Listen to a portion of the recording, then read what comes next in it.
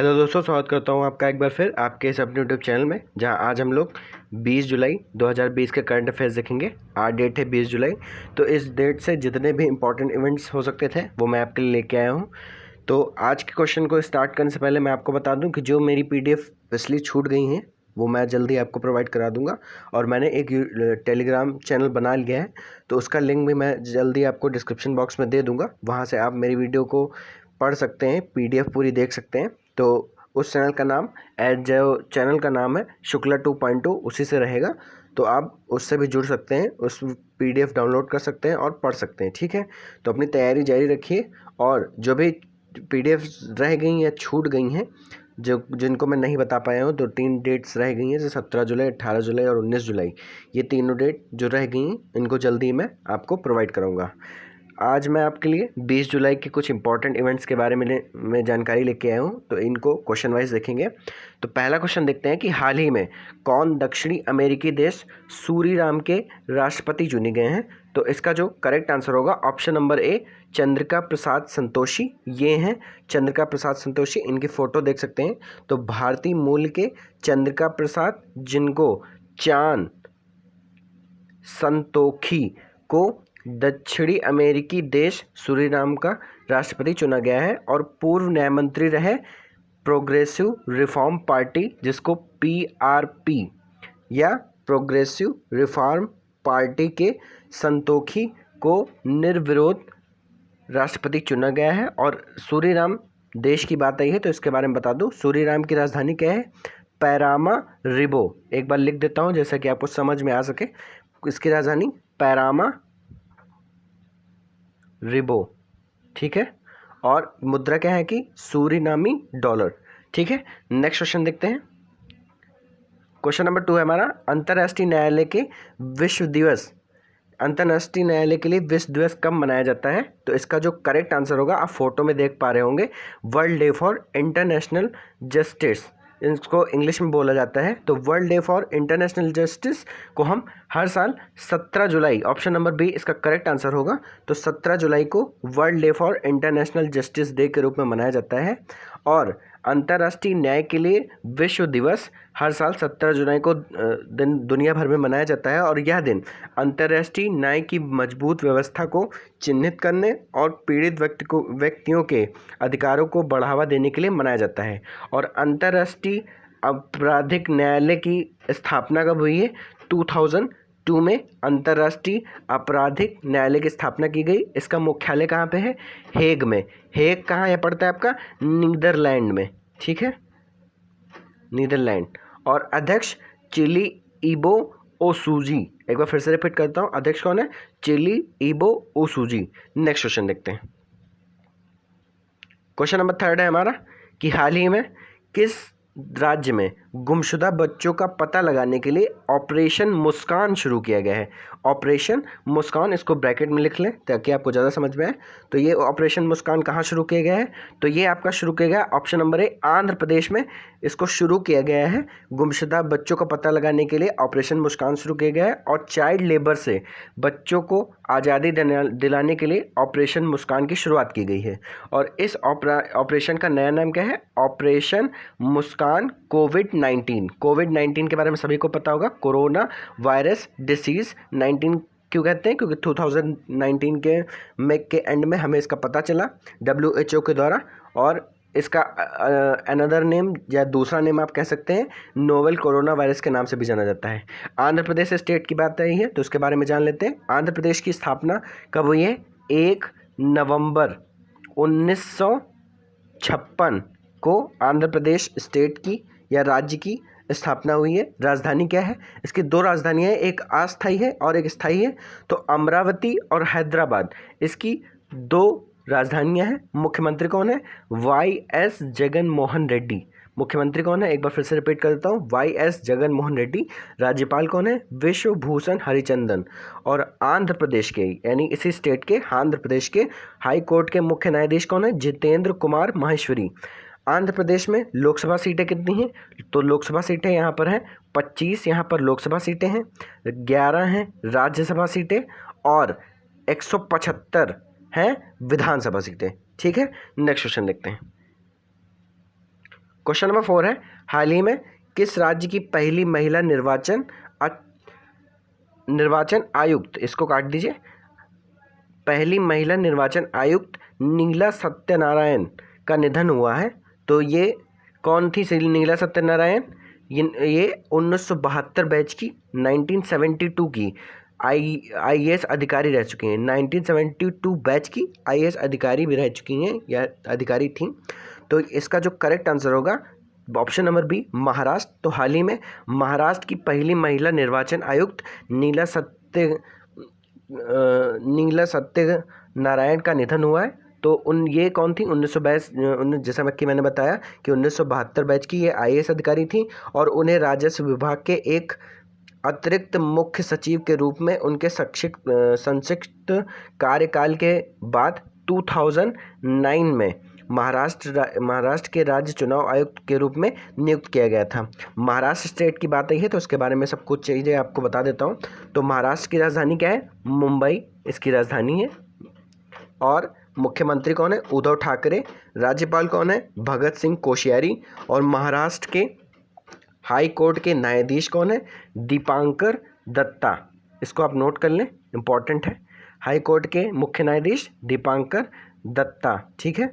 यहाँ की लोकसभा सीटें कितनी हैं महाराष्ट्र स्टेट की? तो महाराष्ट्र स्टेट की लोकसभा जो सीटें हैं वो 48 हैं लोकसभा सीटें। राज्यसभा सीटें कितनी हैं? 19 हैं। और विधानसभा सीटें कितनी हैं? 288 हैं। ठीक है। नेक्स्ट क्वेश्चन देखते हैं।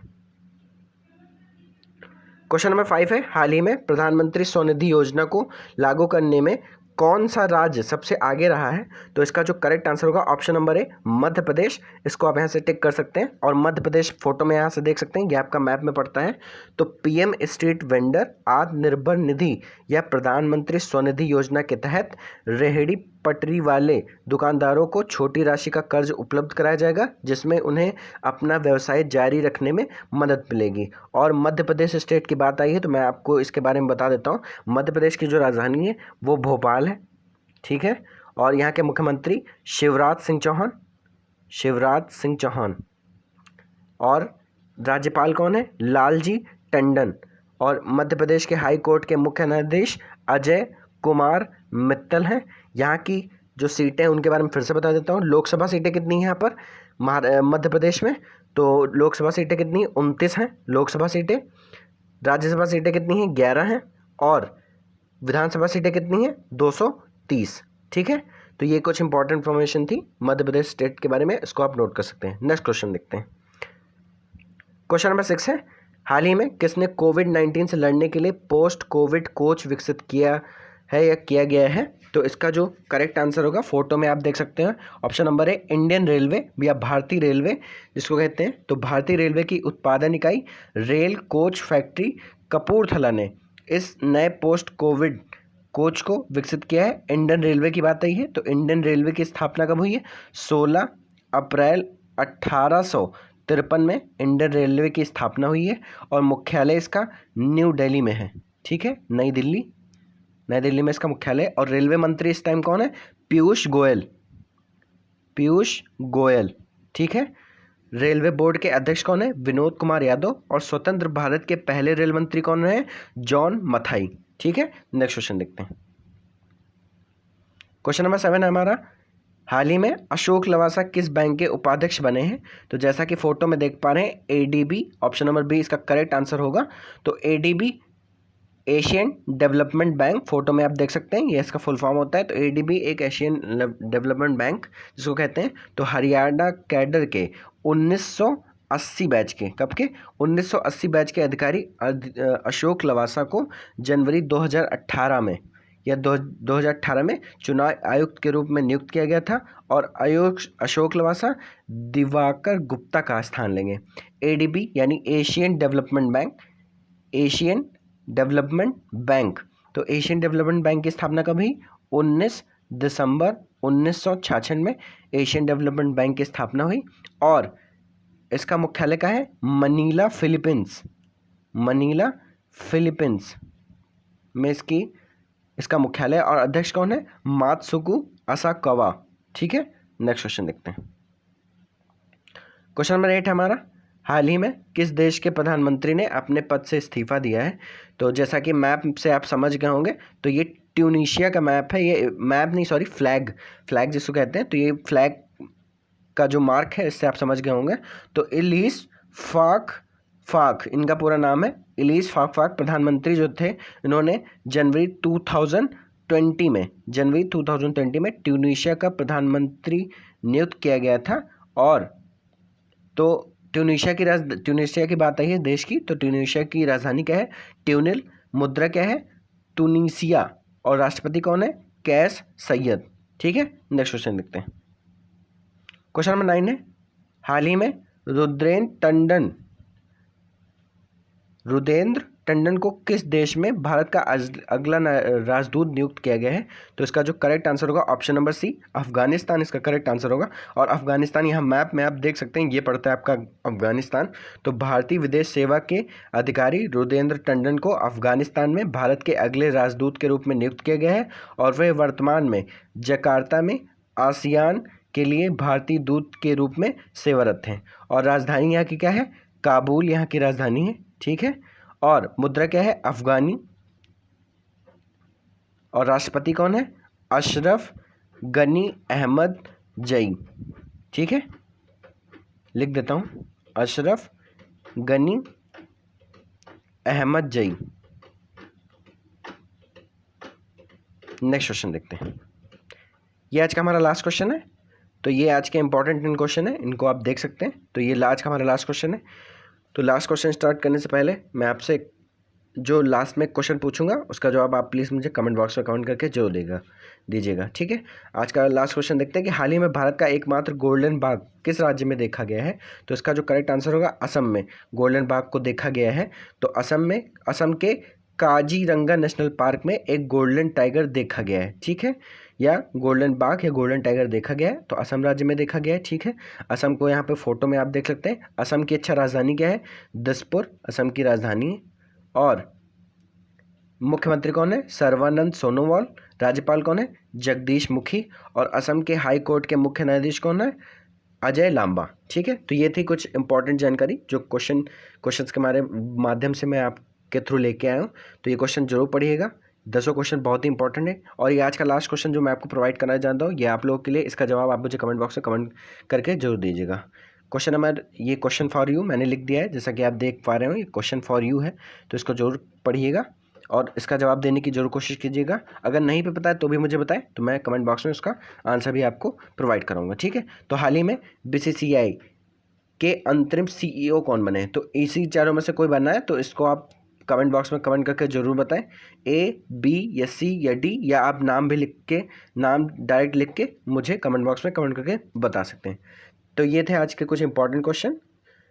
कल मैं आपको एक टेलीग्राम चैनल का लिंक या नेम जो भी हो सकेगा मैं आपको प्रोवाइड करूंगा। आप वहां से मेरी PDF वहां से जाएंगे और मेरी PDF को देख सकेंगे, डाउनलोड कर सकेंगे।